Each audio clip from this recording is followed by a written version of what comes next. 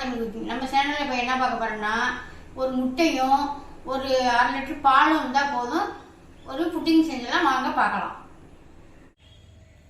இப்போ நம்ம ஒரு கேரமன் கேக் ஒன்று செய்ய போகிறோம், வாங்க அதை பார்க்கலாம். 1/2 கப்பு ஜீனி எடுத்துருக்கேன். அந்த 1/2 கப்பு ஜீனியை வந்து பாதி வந்து இந்த பாத்திரத்தில் சேர்த்துக்குவோம். ஒரு 1/4 கப்பு பாத்திரத்தில் சேர்த்துக்கிட்டு ஒரு 1/4 கப்பு நான் வச்சுருக்கேன். இப்போ இந்த ஜீனியோட காய்ச்சி ஆற வச்ச பால்,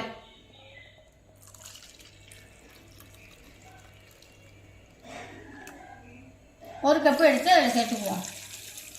நல்ல திக்கான பாலாக எடுத்துக்கோங்க. இந்த பாலோடைய கொஞ்சமாக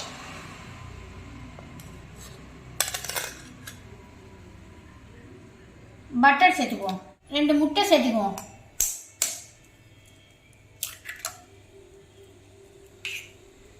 இப்போ ஒரு முட்டை உடச்சி ஊற்றிருக்கேன், இன்னொரு முட்டையும் உடச்சி ஊற்றிடலாம். 2 முட்டை ஊற்றிருக்கேன். இதுக்கு வெண்ணிலா எசன்ஸு ஒரு 1/2 ஸ்பூன் ஊற்றிக்குவோம். அந்த முட்டை வாடை அப்போ தான் நம்மளுக்கு இல்லாமல் இருக்கும், அதுக்காக.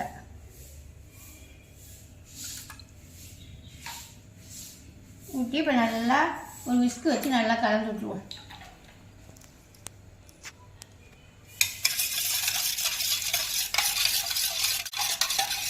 விஸ்கு வச்சு நல்லா அடித்து கலந்து விட்டுருங்க. இல்லைன்னா மிக்சியில் போட்டு நல்லா 2 சுற்றி சுற்றிக்கலாம். ரிவர்ஸில் விட்டு நல்லா கலந்து கொடுத்துருங்க. நல்லா கலந்து கொடுத்துட்டு கேக்கு டப்பாலாம் தின்னு வச்சுருக்கீங்களா, அதில் கொஞ்சம் நெய் தடவி வச்சுக்கோங்க. நான் இப்போ வந்து ஒரு சில்வர் டப்பா தான் எடுத்துருக்கேன். அந்த டப்பா காட்டுறேன். அதில் தான் கொஞ்சம் வந்து எண்ணெய் இல்லை கொஞ்சம் நெய் தடவி வச்சு அதில் நம்ம ஊற்றிடலாம். அப்போ இது இருக்கட்டும் ஒரு பக்கம். இப்போ நம்ம போய் கேரமல் செஞ்சுக்கலாம். எண்ணெய் சட்டி சூடானோடனே 1/4 கப்பு ஜீனி வச்சா மிச்சம், அந்த ஜீனியை இதில் சேர்த்துக்குவோம்.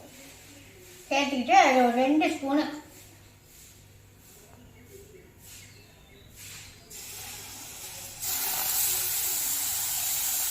போதும். 2 ஸ்பூன் போட்டு நல்லா கேரமல் சேர்த்துக்கலாம்.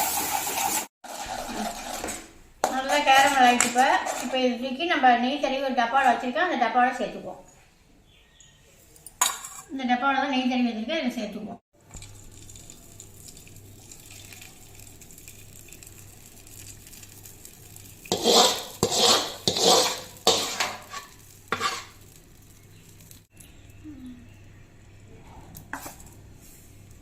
இப்போ அப்படியே இருக்கட்டும். நல்லா இந்த மாதிரி டப்பா ஆட்டி விட்டிங்கன்னா நல்லா இடம் விடாமல் இதாகிடும், செட் ஆகிடும். இப்போ அடுப்பை பற்ற வச்சு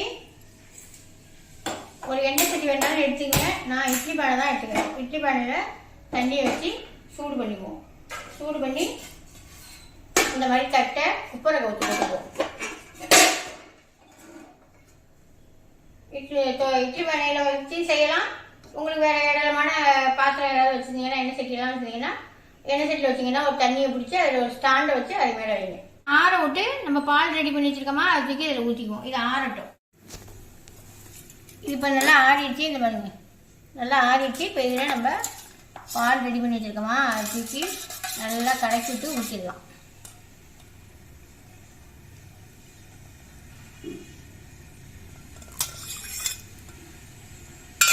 அவ்வளோதான்.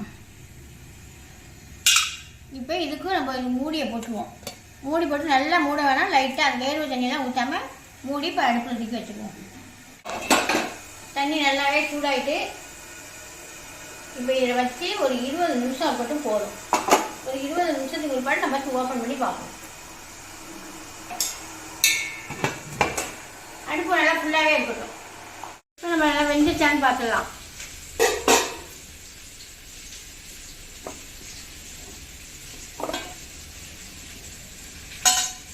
நல்லாவே வெந்துருச்சு. இப்போ இதை எடுத்து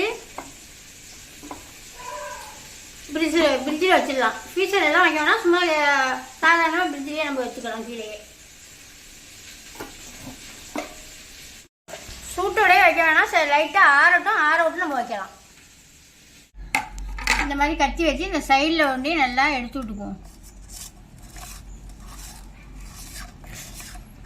எடுத்து விட்டுட்டு இப்போ இந்த மாதிரி ஒரு பிளேட் வச்சு இதை இதுக்கு மாற்றிக்குவோம்.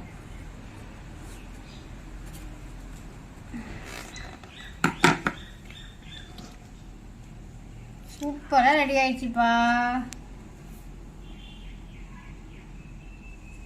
அருமையாக இருக்குது. இப்போ இதை நம்ம கட் பண்ணிடலாமா? கத்தி வைக்கையிலேயே சரசரன்னு உள்ள போகுது.